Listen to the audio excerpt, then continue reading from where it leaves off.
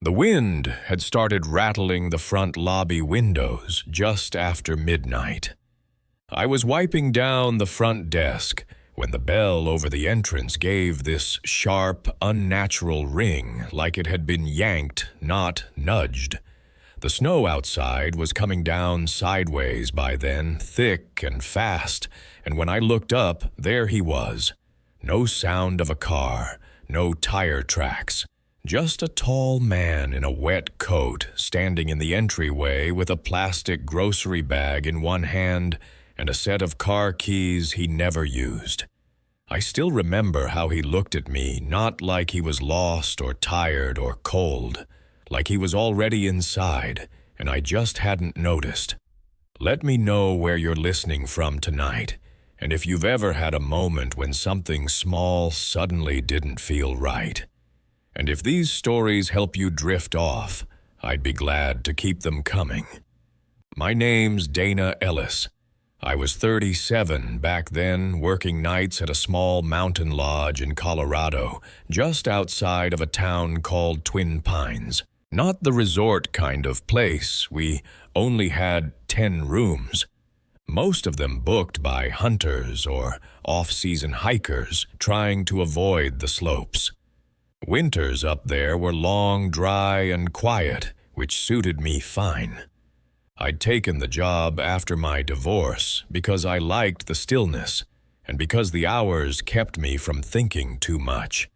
The only other regular at night was Len Turner, our maintenance guy.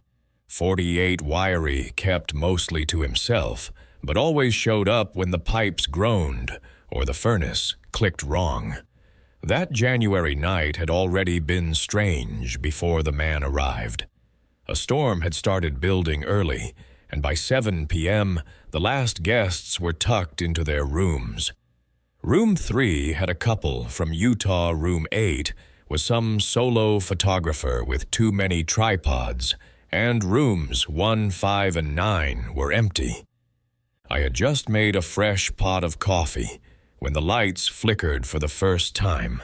Nothing unusual in a storm like that, but still it made me glance at the fuse box and wonder if I'd be calling Len before the hour was out.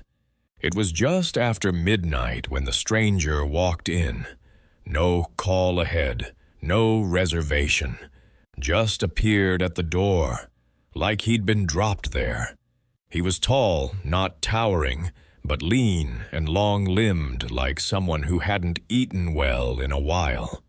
He wore a heavy wool coat that was soaked halfway up the sleeves, and the collar was turned too high, almost like he was hiding something beneath it. His shoes didn't match.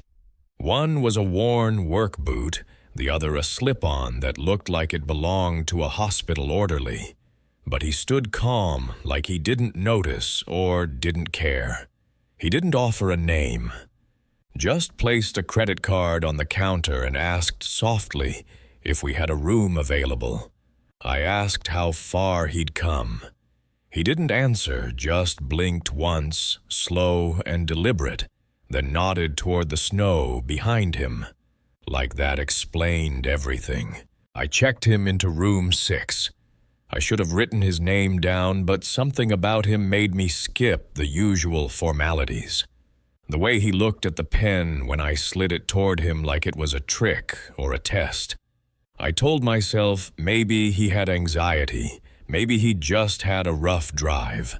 But when I handed him the key card, he didn't ask for directions, didn't ask about breakfast, didn't even wait for me to finish the check-in spiel.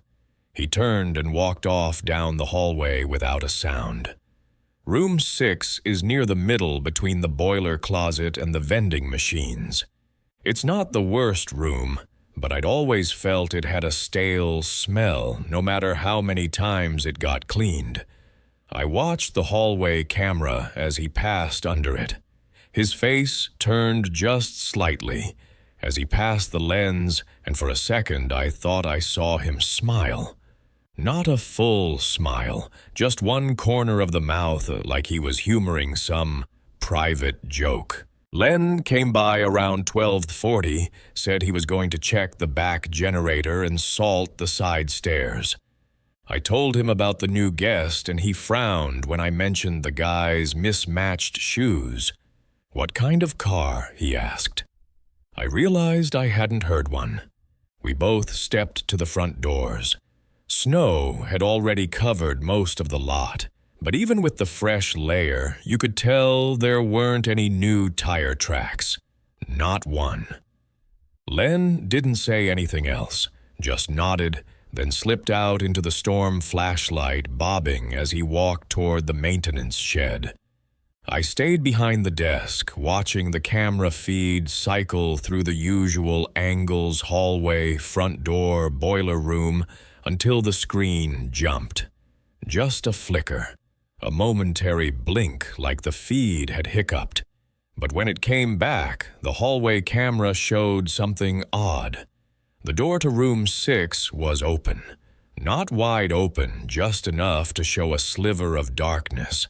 And the lights in the hallway weren't flickering, but they looked dimmer somehow on the screen, like someone had turned the contrast down. I leaned forward to adjust the feed, but just then Len's voice crackled through the intercom from the back hallway. "Dana, you might want to come look at this." I met him near the shed. Snow was up to our knees by then. He shined the flashlight down at the path behind the lodge. There, pressed into the snow, were footprints. Not just one set, two. The first set was the man's. You could tell by the different soles, one deeper than the other. The second set followed close behind, identical in size, but perfectly spaced like someone walking in lockstep. The second set didn't begin at the door. They started halfway down the path, like they'd appeared beside him. We followed the tracks until they vanished near the trees. No signs of struggle, no breaks in the pattern. Just two people walking or one person being mirrored. We turned back quickly. I offered to check the hallway again, but Len shook his head. Said he'd keep an eye on the breakers and asked me to stay inside. When I returned to the lobby, the hallway camera was back to normal. Room 6's door was closed, lights steady. But I knew what I'd seen. By 3 a.m., the storm was still howling, but the lodge was quiet. I hadn't heard a peep from room 6. I figured maybe he was asleep or maybe he wasn't the type to bother the front desk. But something kept me from relaxing. Around 3:15, I walked the hallway checking each door, listening for anything. When I passed room 6, I paused. I didn't mean to, but my hand hovered near the doorknob. There was no sound, no movement. And then, just as I turned to leave, I heard it. 3 soft taps from the inside. Not knocks, not pounding, just taps, perfectly spaced, like the echo of a clock hand. I didn't open the door. The next morning, the snow began to ease up. I went to check room 6 around 9:00. The bed was made. Trash untouched. Not a single wet footprint on the tile. The keycard was on the nightstand, and the plastic grocery bag sat on the floor, still tied. Inside were 3 items: a disposable razor, a small bottle of saline, and a pair of latex gloves. There was no record of the credit card he used. I called the bank. They said the number didn't exist. Len checked the lot again. No new tracks had appeared overnight. And the second set of footprints behind the lodge. They were gone by morning. That guest never came back, never called, never left a review. And I never figured out who had followed him into the snow or whether he'd arrived alone to begin with. I don't usually talk about this. It's one of those memories that gets heavier the longer you carry it. The kind that starts as a whisper in the back of your mind and eventually settles into your bones like weather. I've tried putting it away more times than I can count, but it keeps coming back every time I drive down that stretch of gravel where the Caldwell place used to be. Back in 2009, I was 19 and still living at home after dropping out of community college. I wasn't doing much then, odd jobs with my uncle, mostly roofing and junk hauling. Spent the rest of my time fixing up an old Ford Bronco in the garage or drinking beer by the river with my buddies. Nothing out of the ordinary. That's just how life moved in our corner of rural Tennessee, quiet, slow, and forgettable. Or at least it was, until the day the sirens broke the silence. The Caldwells lived 2 houses down from us. Their place sat back from the road, tucked behind a crooked line of pine trees that always seemed too thin to offer real privacy. Roy, the dad, was a big guy, always wore construction boots and never said much. Melissa, his wife, had worked the register at the feed and seed store until she got laid off. I didn't know them well, just the usual nod when you passed someone out near the mailbox. They had 2 kids, but only the youngest, Emma, still lived at home. She was 11 back then. Pale quiet with these wide eyes that made you feel like she was studying something deeper than what was in front of her. I didn't think much of it at the time. Most people didn't. It was a Saturday when it happened. I was cutting plywood in the backyard when I heard the sirens coming up the road, first one, then another, then a third. Dust kicked up from the gravel as the sheriff's SUV passed our house, followed by an ambulance and another cruiser. My mom came outside wiping her hands on a dish towel, and we both just stood there listening to the wind shift. Then I followed the noise. They'd taped off the Caldwell property by the time I got there, lights flashing through the trees. Neighbors standing along the edge of the ditch, talking in hushed voices, like they were afraid to guess what had happened. For a few hours, no one knew anything. Then word started to trickle out. Roy had shot his wife, then turned the gun on himself. Emma had locked herself in the bathroom and called 911. She was the only one who made it out alive. For a while, folks accepted it. The local paper called it a family tragedy, hinted at mental illness, said Roy had been showing signs of strain. People grieved, sure, but not for long. Life kept moving. Emma went to live with an aunt in Nashville, and after a few weeks the house sat empty. Grass grew up along the porch, and the mailbox leaned forward like it had given up waiting for someone to check it. The town moved on. At least most of it did. A few months later, I ran into Darryl Hicks at the gas station retired EMT used to volunteer with the fire department. He'd responded to the scene that day before the county took over.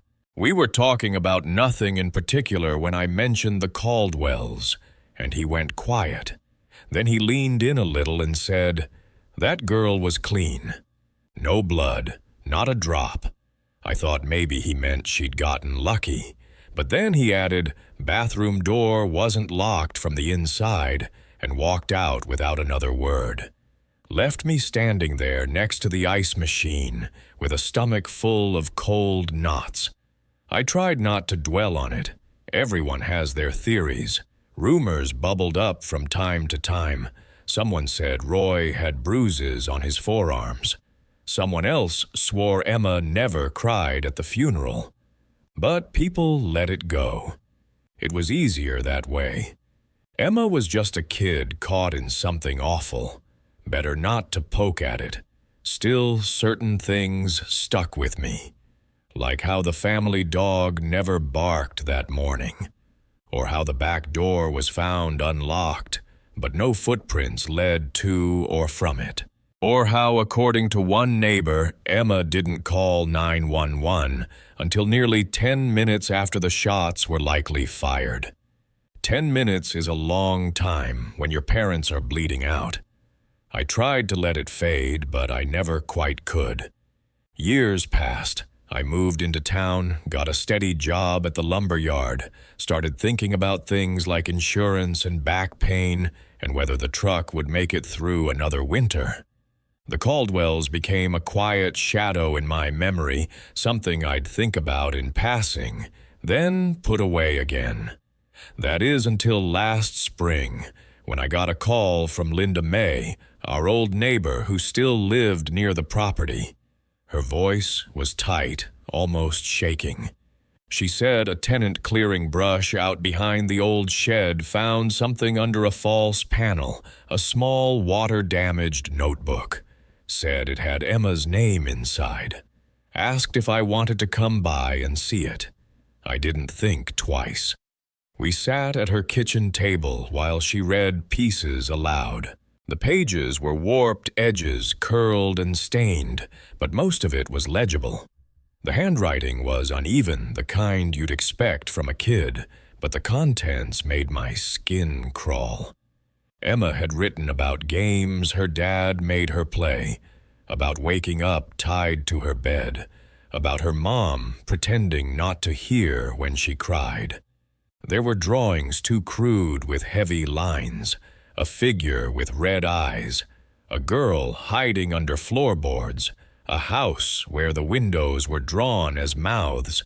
One sentence was repeated again and again near the back. No one is coming to help me, so I helped myself.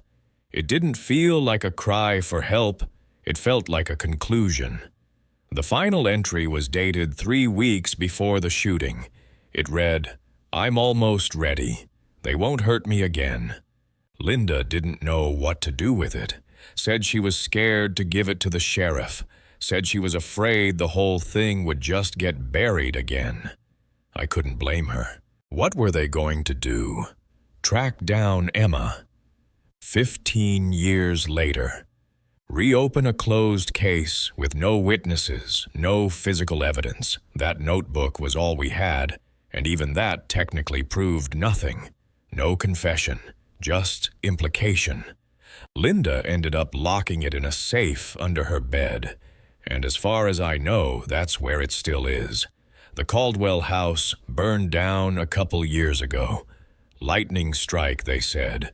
Took out most of what was left. All that remains now is the brick chimney and a ring of scorched concrete where the foundation used to be. But every time I drive past that empty lot, I still get that same heavy feeling in my chest, like something's watching from the tree line. Like something unfinished is still there. I don't know what Emma went through. I don't know what really happened that day. But I think she meant for that notebook to be found. And maybe that's what haunts me the most, not just what she endured, but what she became. Because I can't decide which is more terrifying. That a little girl was failed by every adult in her life, or that she stopped waiting to be saved. I've always preferred winters in the hills. When the cold sets in deep and the trees go bare, everything gets quieter out here. The animals tuck in the roads, clear out, and the snow makes the whole world feel smaller. After my wife passed, I moved into the old cabin we used to take hunting trips. To fix it up decent. Added a generator, rigged the CB radio for emergencies. Most days, I didn't see anyone, and I liked it that way. But that particular winter, something showed up at my door that I still haven't been able to explain. It was early January, maybe 5 years back now. A hard storm had rolled in late in the day, the kind that turns dry snow into sheets of ice and cuts the wind into something mean. By nightfall, the wind was whistling through the pine trees like they were hollowed out. I was checking on the generator bundled up and trudging through the drift behind the cabin, when I noticed someone standing near the shed. He was half covered in snow, long coat soaked stiff, wearing a backpack that looked like it had been dragged through the woods. He didn't move toward me, didn't yell, just raised one hand and called out, real soft. "Didn't mean to bother you, sir. Just looking for shelter." He didn't seem drunk or desperate, just hollow. The kind of hollow that makes you feel like you're looking at someone who hasn't slept in weeks. I asked his name, and he said, Caleb. No last name, no story. I didn't want him in the house, maybe that's old-fashioned, but I grew up hearing you don't let a man into your home unless you know who he is and what he's about. Still, I wasn't about to let him freeze to death either. So I pointed him toward the shed and gave him some old wool blankets, told him to sleep there for the night, locked my cabin door once I got back inside, and kept the rifle leaning by the stove just in case. In the morning, the worst of the storm had passed. Pale gray sky ice thick on the windows. I scraped together some eggs and sausage and brought it out to him, thinking maybe I'd ask where he was headed, maybe get more of his story. He was sitting on the step of the shed, plate in his lap, eating like it was the best meal he'd ever had. Said thank you more than once, real polite. But even then, he didn't offer much else. Didn't ask to come in, didn't mention where he'd come from or how long he'd been walking. I figured he'd be gone by afternoon once the snow lightened up. When I checked again later, he was gone. That in itself wouldn't have been strange. Maybe he walked out before sunrise.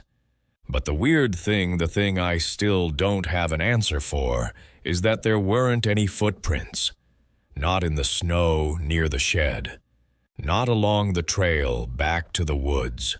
Just gone like the storm had wiped him clean out of the picture.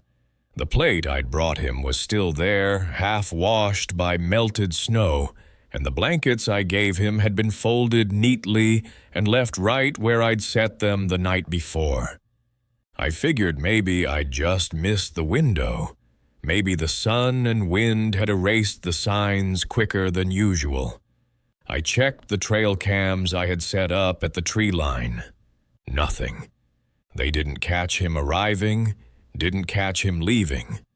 Just the same swaying branches and drifting snow I saw every day.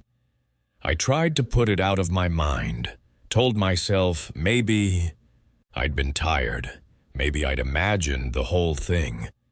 But the silence around the cabin that week felt heavier than usual. Even the crows stayed away. 4 days later, I drove into town to get supplies and see if the garage had a new belt for my truck.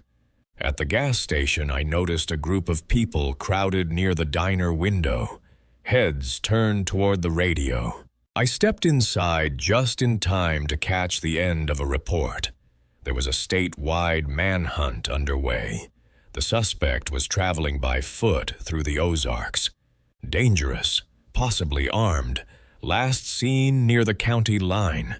They showed a photo. It was him. Same coat, same hollow eyes. The man I'd fed eggs to on my porch, only his name wasn't Caleb. It was Mason Trigg. He was wanted in connection with 3 murders.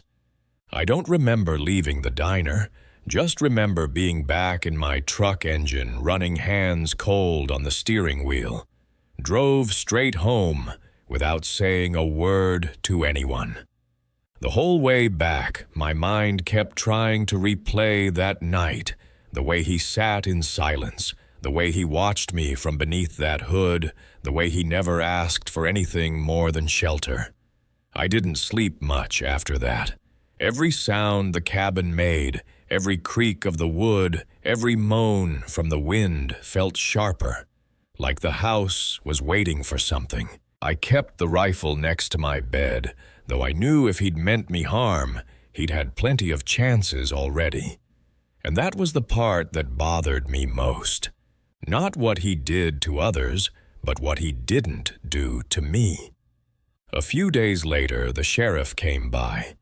I told him the story about the man calling himself Caleb, about the shed, about the missing footprints. He asked questions, took some notes, but it was clear there wasn't much to go on. No evidence, no witnesses, not even a track in the snow.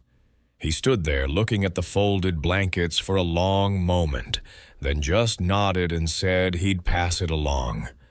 I never went back in that shed. The door's still locked. The plate is still there, sitting where the snow left it. I don't know why I haven't moved it. Maybe part of me feels like disturbing it would break some kind of unspoken agreement, like I got spared for a reason, and I shouldn't test whatever force made that decision.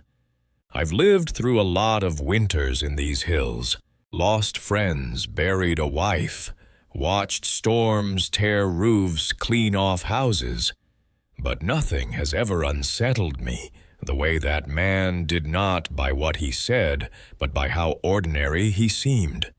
Polite, thankful, tired, and behind all of it something I still can't name. A stillness that felt unnatural, a silence that felt practiced. He didn't take anything. He didn't leave a mark. But that week, the snow never quite settled the same. I've never liked basements. Even before all of this happened, I avoided mine, unless I absolutely had to. Something about the way sound carries down there, the echo of your own footsteps, the way the walls seem to breathe when the furnace kicks on. But I never imagined I'd come to fear my own house from above. My name's Lauren Phelps. I was 41 when it happened. I'd just gone through a divorce, not a dramatic one, just the slow kind where the house gets too quiet, and you find yourself staring at the same wall for hours. My ex moved down to Tennessee with someone he met online, and I kept the house mostly because neither of us wanted to deal with selling it. Two-story place from the 60s, finished basement, older neighborhood on the edge of town. Mostly retirees and people who never left. That winter, I decided to rent out the basement for extra cash. Posted a flyer at the post office and a second one at the gas station just off the highway. Nothing online. I didn't want strangers from hours away. I wanted someone local. Cash only. Quiet. 3 days later, there was a knock at the door. The man standing on my porch introduced himself as Darren. He looked mid-30s, clean jeans, faded jacket, pale complexion, like someone who worked nights or didn't go outside much. He spoke softly, barely above a whisper, and didn't smile once. Asked if the basement was still available. He handed me $300 in cash, exactly what I'd written on the flyer, and said he wouldn't need much. Just a lock on the inside of the basement door. I know how that sounds now, but at the time, it didn't feel that strange. He didn't seem threatening, just quiet, detached. I figured maybe he'd been through something, a breakup, a rough patch, and just needed a place to be left alone. I gave him the key that night. At first, things were fine. Darren came and went at odd hours, always through the side door. He never asked for anything, never made noise. It was like he wasn't even there. I told a friend once that he was the perfect tenant, a ghost who paid on time. I even felt safer knowing someone else was in the house, even if we rarely crossed paths. Still, there were a few things that gave me pause. He never brought in any furniture, just a duffel bag and a taped-up cardboard box. I assumed he had one of those inflatable mattresses or just liked sleeping on the floor. Not my business. But about 3 weeks in my dog Millie, A sweet border collie mix I've had since she was a pup started acting strange. Every night around 11, she'd pace the living room, whining and staring at the basement door. Sometimes she'd nudge me toward it, then freeze and back away, ears low and tail tucked. One night she growled a low, steady sound I'd never heard from her before. I told myself maybe Darren had a strange smell, or maybe she was picking up on something harmless. But then I started hearing it too. Around midnight, sometimes later, dull thuds coming from the basement. Always the same pattern, one heavy sound, then silence. Then again, like something being dropped in slow intervals. Never fast, never urgent, just steady. I told myself maybe he was shifting boxes or had insomnia and was pacing. Still, it didn't sound like footsteps or furniture. It sounded heavier. Then came the smell. Faint at first, barely noticeable. Metallic, maybe sweet. I couldn't tell if it was real or if I was imagining it. Millie stopped pacing and started avoiding the kitchen entirely if the basement door was open. Wouldn't go near it. That's when I started keeping the door shut all the time, even during the day. After about a month, Darren disappeared. His truck stopped showing up. No rent envelope under the door. I waited 3 days before I went downstairs. Millie refused to follow me, stayed rooted in the hallway like the air beyond the door was different. I took a flashlight and walked down slowly. The basement was empty. Not empty like someone had packed up. Empty like no one had ever moved in. No bed, no trash, no toothbrush. Just the dehumidifier I'd left plugged in months earlier, and 2 things that didn't belong. In the far corner there was a camcorder mounted on a tripod pointed straight up at the ceiling.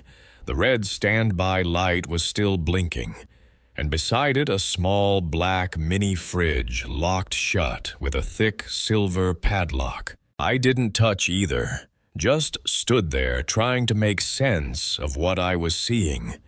Millie was barking upstairs, sharp and panicked. I called the sheriff's office the next morning, told them my tenant had vanished and left behind some strange items. They sent a deputy and 2 officers. The moment they opened that fridge, everything changed. Inside were dozens of old Polaroid photos bundled in rubber bands. Not one showed my basement. They were all taken in what looked like motels. Grainy rooms with floral comforters and off-white walls. Each photo had a person in it, sometimes just a hand or the back of someone's head.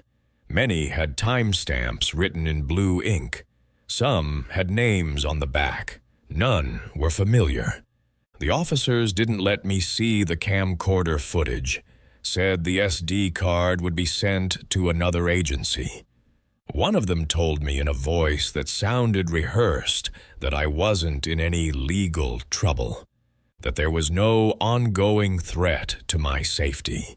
They took the fridge, the camera, and the tripod. That was the last time I ever saw any of it. A week later, a detective named Fletcher called. He said the photos hadn't matched any local missing persons cases, and some of the images were too damaged to analyze. I asked what was going to happen next. He just said the case had been transferred. When I pressed him, he paused for a long time, then said again, "You're safe now, Ms. Phelps." But I didn't feel safe. I stopped sleeping in my bedroom. Couldn't bring myself to be directly above that space, even after it was cleared out.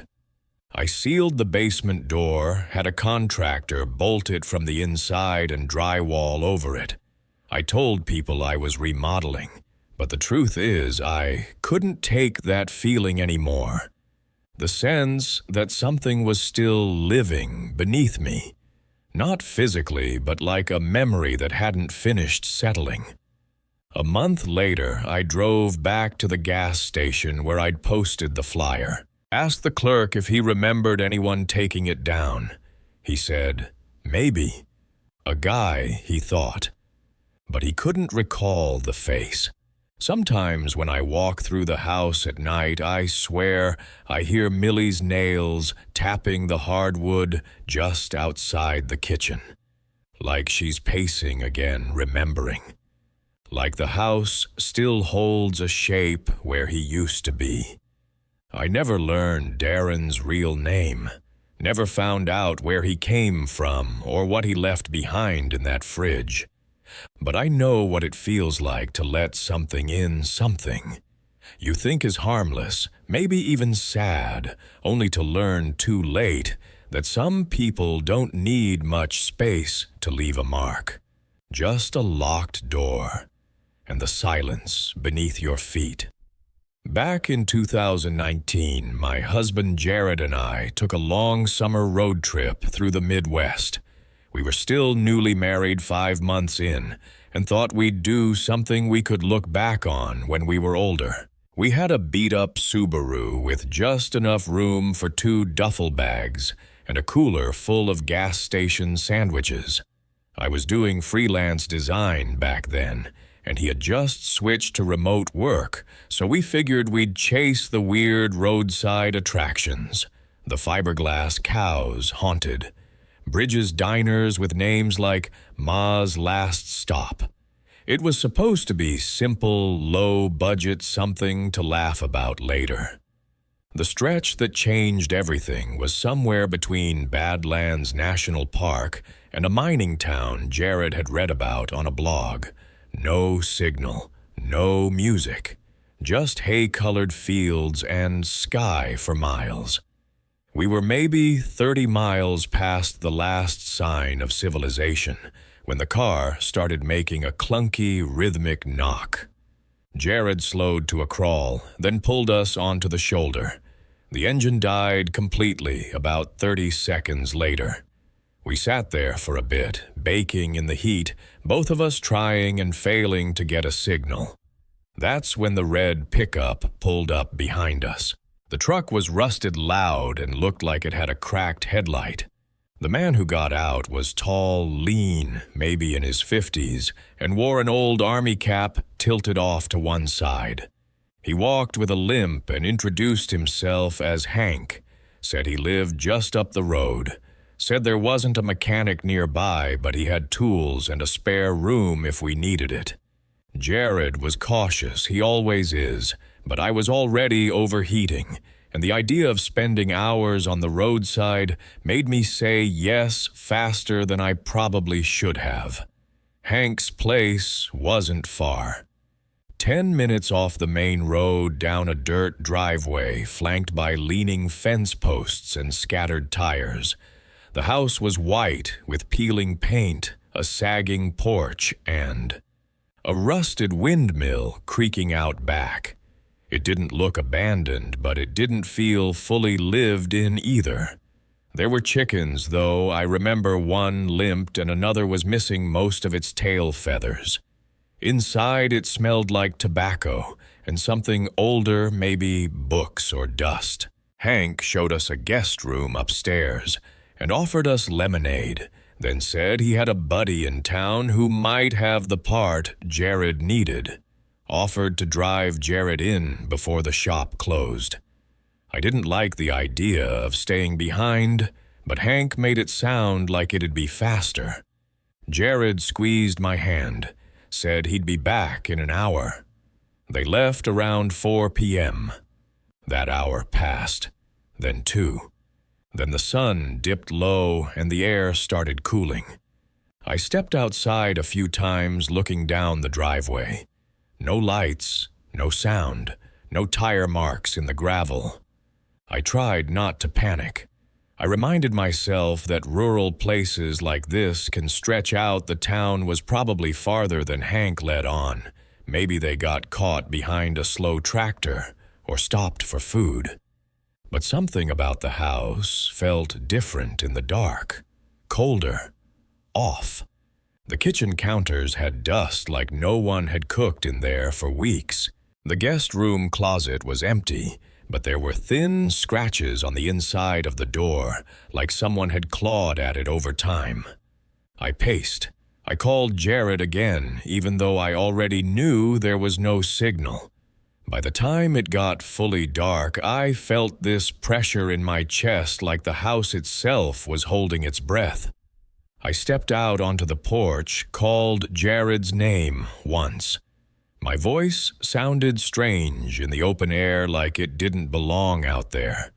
Then I heard a floorboard behind me creak. I turned around, heart pounding, expecting to see Hank.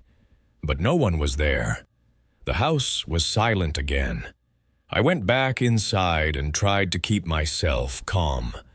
That's when Hank came back, alone. He stepped through the front door, wiped his boots on the mat, and walked into the kitchen like he hadn't just vanished for 3 hours with my husband. I asked where Jared was, and Hank said flatly, "He left." Just like that. No explanation, no apology, just those 2 words. Then he turned on a burner and started heating something on the stove, as if this was just how the night was supposed to go. I nodded, told him I needed some air, and walked out the back door. I didn't go back inside. I ran. Through the field, past the windmill with the tall grass slicing at my legs. I didn't know where the road was, didn't care. I just ran until I saw headlights. A patrol car. I must have looked insane, barefoot and crying, but the deputy, his name was Rowan, took one look at me and helped me into the passenger seat. We drove back to where I said the house had been, but it was gone. Not damaged, not abandoned, gone.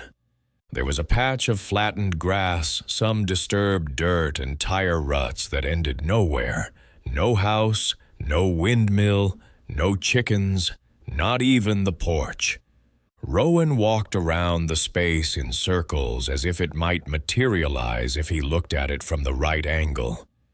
He radioed it in, but there was nothing to report, nothing there. He took me to the nearest hospital. I stayed 2 nights while they ran every test they could think of. Said maybe I was dehydrated, maybe heat stroke, maybe trauma. But I know what I saw. I remember the scratch pattern on the kitchen tiles, little red diamonds with yellow flowers in the center. I remember the way Hank limped and how he whistled under his breath while the kettle boiled.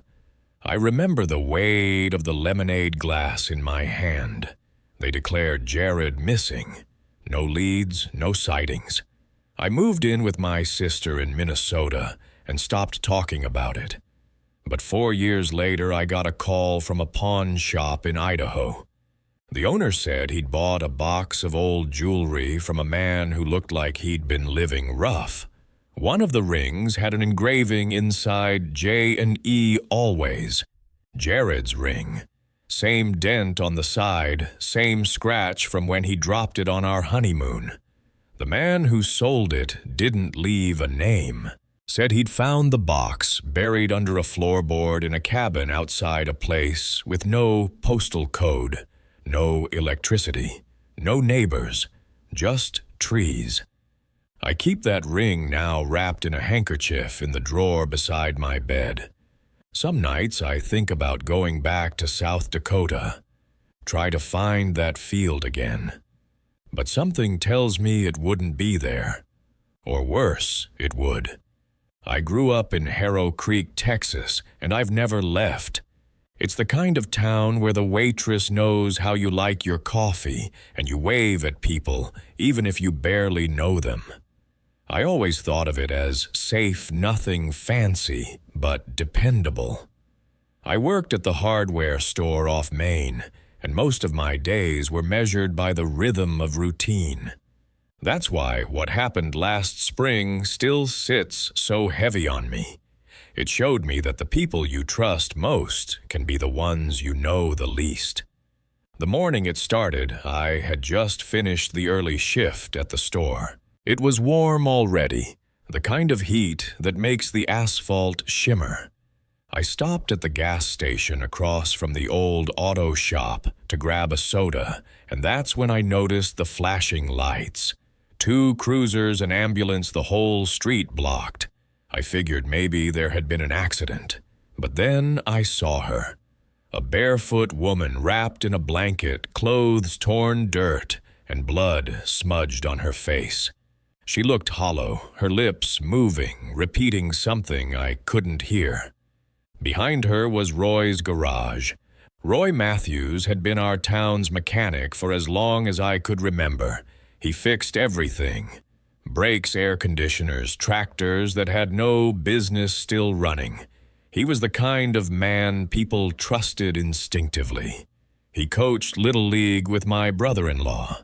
He once drove my mom home when her car wouldn't start. Everyone liked him. Everyone. That's what made it impossible to understand what I was seeing when I caught sight of him, sitting in the back of a cruiser, head down, hands cuffed. I couldn't stop myself. Later that evening, when most of the cars had cleared out, I walked back to the shop. The doors were still wide open. Inside, it looked like any other mechanic's place. At first, oil-stained floor toolboxes, half-dismantled cars. But the smell wasn't right. It wasn't grease or gasoline. It was metallic sour, the kind of smell that makes your throat tighten. And then I noticed the walls. They were lined with black foam padding, the kind you'd use to deaden sound. Heavy locks on the inside of the doors, not the kind you see in a normal garage. I didn't step inside. Just seeing that much from the doorway was enough to make my stomach turn. But word spread fast. My cousin Mason, who worked for the sheriff's department, filled me in on what they found when they searched deeper. Behind a wall of shelving, there was a hidden room, soundproofed. Cuffs bolted into the floor and wall. A mattress stained with things no one wanted to describe out loud. Cameras mounted in the corners, and tapes, years of them, labeled with dates, some with initials. The woman who escaped her name was Hannah had been missing for 4 days. She'd been locked in that room. If she hadn't managed to fight her way out, I don't know how much longer it would have gone on. And she wasn't the first, not even close. That night I sat in the dark and tried to replay every time I'd ever been near Roy. Every time I dropped off a car, every time I waved when he drove by. I remembered one time in particular about a year earlier when I brought in my truck for new brakes. Roy offered to drive me home instead of waiting for my sister to pick me up. I'd said no just because it was easier to wait. At the time, I didn't think anything of it. But what if I had said yes? The days that followed were the strangest I've ever lived through. More women came forward. One neighbor, Darlene, admitted she had gone missing for several days back in 2019, but lied to everyone, said she'd been staying with family. When police found a tape labeled with her initials, she broke down. The worst part was how normal everything had seemed. Roy had been at barbecues, fundraisers, school games, all while hiding a locked room across from the gas station.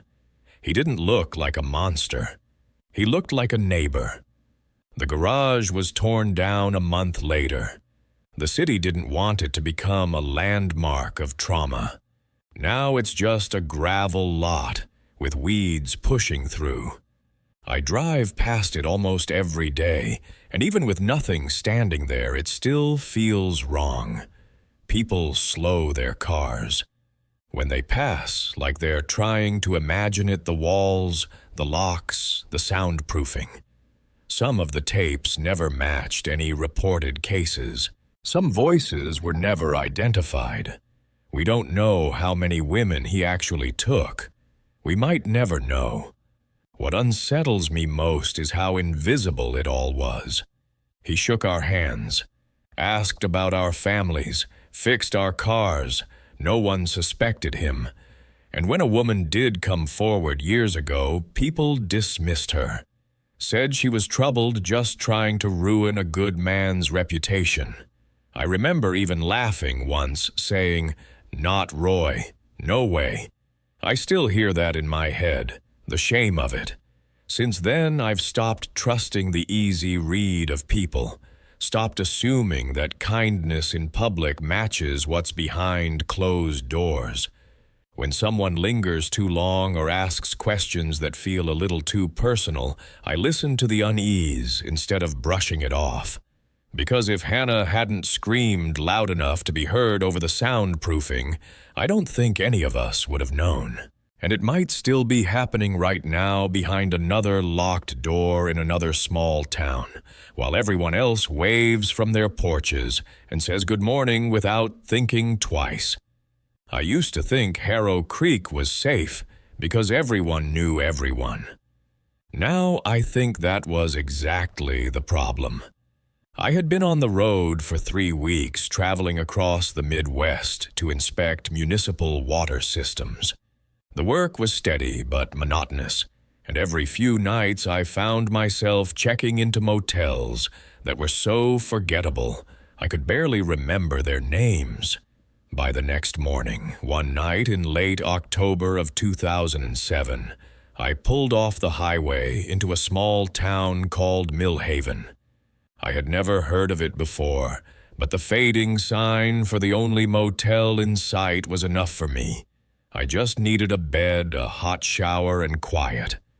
The motel was a squat brick building with a neon vacancy sign that sputtered on and off, as if it was tired of the job. The lot held only 2 cars, both dusty enough to suggest they had been parked there for days. I stepped inside the office, where the faint smell of old coffee hung in the air, and a man in his 60s with thin gray hair looked up from a crossword puzzle. His name tag said Howard, though he didn't bother to introduce himself. He slid the sign-in sheet across the counter without a word, as though we were both playing roles we'd repeated too many times before.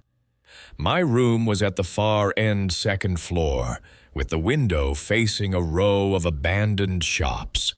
The furniture was mismatched, the carpet worn down in a path from the door to the bathroom, but it was serviceable. I showered, pulled the thin curtains shut, and sat on the edge of the bed with the television on low. The air carried a faint hum, not electrical, but more like the subtle ringing you notice in your ears when a room is too quiet. It was close to midnight when I first noticed the light. Across the street, one of the boarded-up shops had a 2nd-floor window with a faint orange glow behind it. At first, I assumed it was just a reflection from the motel sign, but the color was wrong, warmer like firelight. When I stood by my window, I could make out the shape of a woman standing inside the building. She wasn't moving, just facing outward, her silhouette framed by the dim glow. I watched for maybe a full minute before she lifted one hand and drew the curtain across, leaving the window dark. It was so ordinary a gesture, yet it left me uneasy, because that building had clearly been abandoned for years. The windows downstairs were covered with plywood, the door chained shut, and the roof lines sagged with rot. I tried to shake it off, but the silence in my room grew heavier after that. At 2 in the morning, I woke to the sound of footsteps in the hallway. They weren't hurried or sneaky, just a slow, measured pace that stopped directly outside my door. I lay there holding my breath, waiting for a knock or the rattle of the handle. Neither came. After a few minutes, the steps retreated down the hall, though I never heard a door open or close. The next morning, I mentioned the boarded-up shop to Howard while checking out. I asked if anyone had recently bought it or tried to fix it up. His eyes flicked up from his crossword for just a moment, and he said flatly, "Nothing's open across the street." I pressed him, saying I had seen a light and a woman at the window, but his expression didn't change.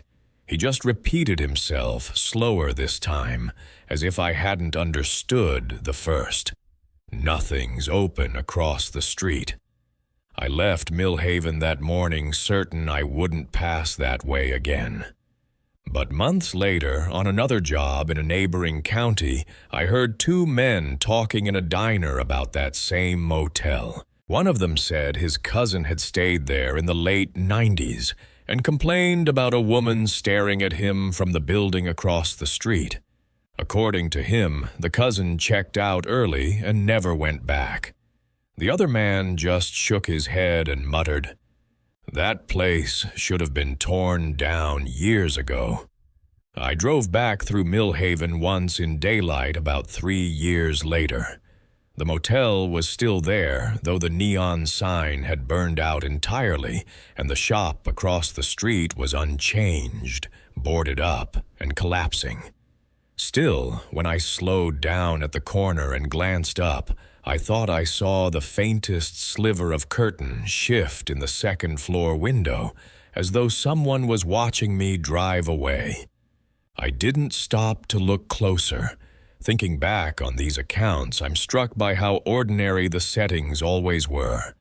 Gas stations, motels, quiet towns, empty roads, places that should have been nothing more than rest stops on the way to somewhere else. And yet those were the places that left me unsettled long after I moved on. What stands out isn't always the danger itself, but the subtle wrongness. A figure that doesn't belong, a sound that stops too suddenly, a silence that feels occupied. Each story is different, but the feeling they leave is the same. It lingers in the corner of memory, surfacing when you're alone at night or driving through a place you'll never visit again. These experiences remind me that not every mystery has an answer, and not every moment of unease is meant to be explained. Sometimes it's better not to seek the explanation at all, because the truth may not offer comfort. What stays with me most is the realization that these places are still out there. The motels are still standing, the back roads are still empty, and the towns still appear on the map if you look close enough. And somewhere, someone else is stepping into those same quiet spaces, hearing the same sounds, and feeling that same chill without knowing why. That more than anything is what makes me uneasy even now. Thank you for staying with me through these stories tonight. If you'd like to hear more nights like this, consider following the channel, sharing these accounts with a friend, and subscribing for future episodes. And before you close your eyes, have you ever passed through a place that felt wrong for reasons you couldn't explain? Good night.